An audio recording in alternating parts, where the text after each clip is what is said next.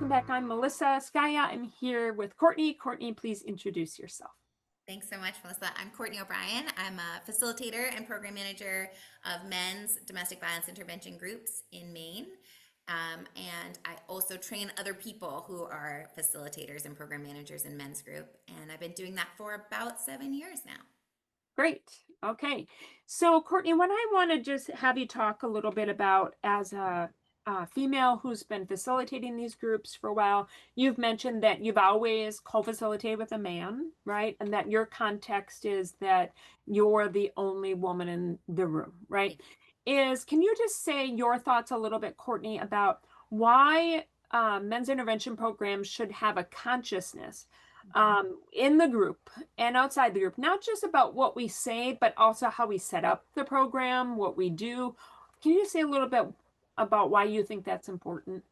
Sure, I think. So we're all, like we were talking about in the last video, we're all kind of affected by this gendered socialization, right? Because I grew up female and got messages about what that meant. That's true for the guys in class too, and for our program managers and co-facilitators. And we're sending them messages about what we believe about men and women, not just by what we say in class, but also by what we do.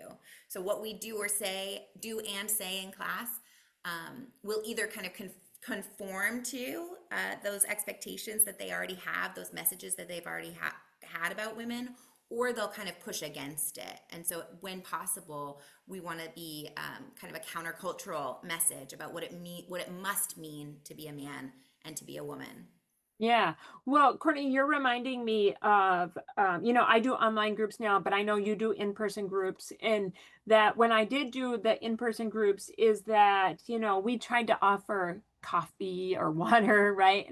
And I remember we always, had this sort of thinking about setting all that stuff up, Yeah. and, about how all that stuff sort of matters, I mean, because I've watched your groups before, but all the administrative things. You see a little bit about even that sort of stuff and who does that and who doesn't.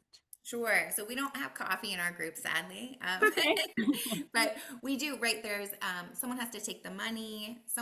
We always are writing on the log.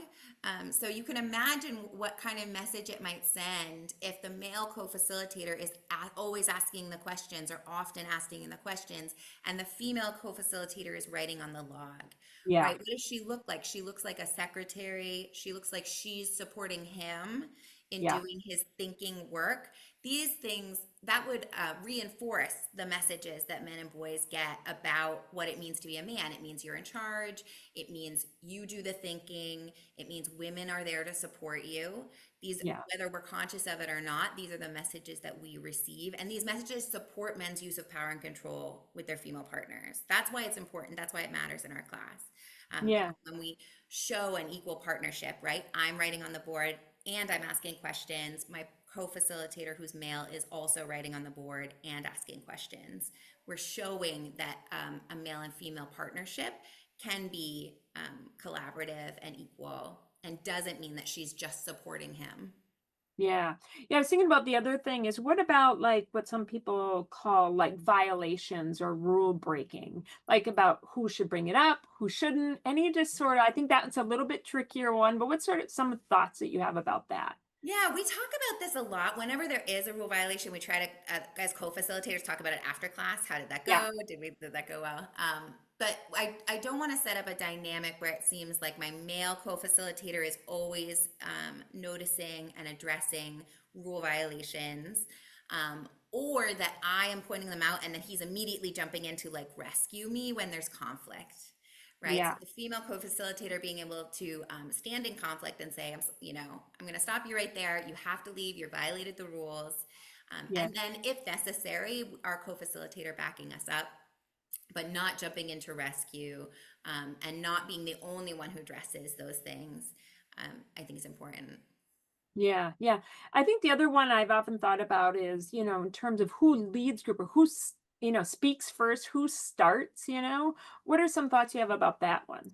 Yeah, I definitely think it's a good practice to have the female co-facilitator start first, often for just a practical reason. I'm very outgoing, so maybe it's not as true for me, but many, many women are socialized to take up less space than men, and men are socialized to take up more space than women. So just being in the practice, if you're a female co-facilitator, of starting first, gets your voice in the room right at the start. This is what I recommend for my new co-facilitators, actually. I'm like, you're asking the first question, Yeah. if they're female. And same for male co-facilitators, right? Being in the practice of her starting the conversation, her being in a lead, Yeah. is a good practice. I also sometimes tell them to think about the woman speaking 60% of the time to your 40%. Ideally, we're speaking equal 50-50, but I think if Yeah. we have that in mind, it's kind of pushing against our socialization to do the reverse, to think, oh, it's equal when she's only speaking 1/3 of the time. Yeah. Yeah. And I think it's a really good example, Courtney, of how that, I always say we don't talk about equality enough or equal and caring relationships. And Mhm. co-facilitators have that too, right? About modeling that. And that takes a lot of work, a lot of consciousness, Yeah. right? Yeah. Yeah. Yeah, I Yeah. agree. Well, thank you. This has been great. I appreciate it. And thanks for your time. Thank you. Thanks.